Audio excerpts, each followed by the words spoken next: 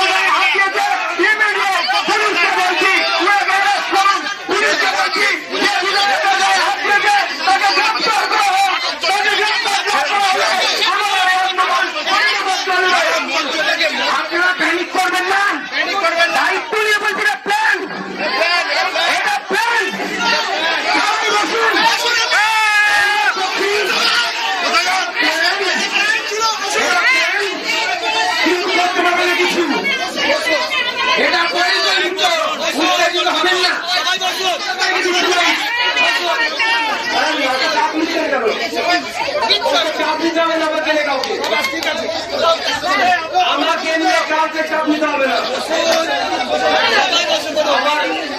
আমার শিক্ষকতুল্য যারা আছেন, শিক্ষক সহ যারা আছেন, আপনাদের অনুরোধ করবে আপনাদের বসে যান।